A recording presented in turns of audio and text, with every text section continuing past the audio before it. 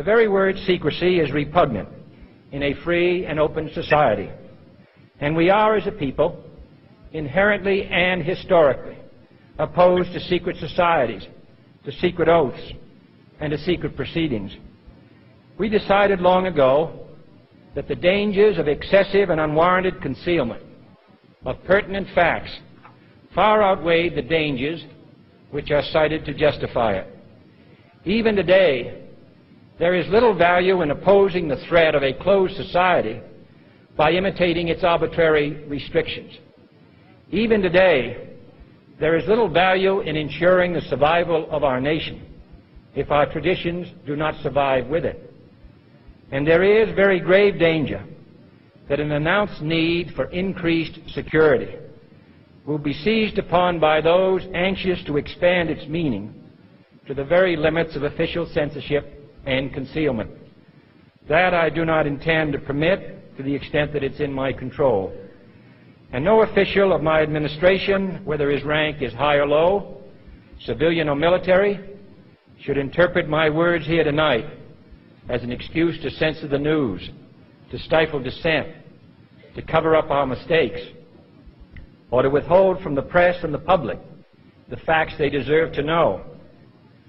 For we are opposed around the world by a monolithic and ruthless conspiracy that relies primarily on covert means for expanding its sphere of influence, on infiltration instead of invasion, on subversion instead of elections, on intimidation instead of free choice, on guerrillas by night instead of armies by day.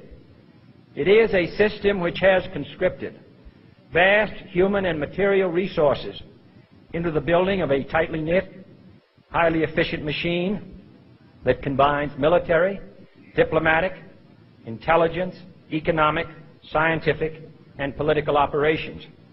Its preparations are concealed, not published. Its mistakes are buried, not headlined. Its dissenters are silenced, not praised. No expenditure is questioned, no rumor is printed, no secret is revealed. No president should fear public scrutiny of his program, for from that scrutiny comes understanding, and from that understanding comes support or opposition, and both are necessary. I am not asking your newspapers to support an administration, but I am asking your help in the tremendous task of informing and alerting the American people. For I have complete confidence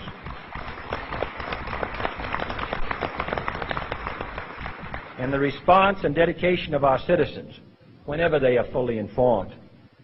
I not only could not stifle controversy among your readers, I welcome it. This administration intends to be candid about its errors, for as a wise man once said, an error doesn't become a mistake until you refuse to correct it. We intend to accept full responsibility for our errors, and we expect you to point them out when we miss them. Without debate, without criticism, no administration and no country can succeed, and no republic can survive. That is why the Athenian lawmaker Solon decreed it a crime for any citizen to shrink from controversy. And that is why our press was protected by the First Amendment, the only business in America specifically protected by the Constitution, not primarily to amuse and entertain, not to emphasize the trivial and the sentimental, not to simply give the public what it wants, but to inform, to arouse, to reflect, to state our dangers and our opportunities, to indicate our crises and our choices, to lead, mold, educate, and sometimes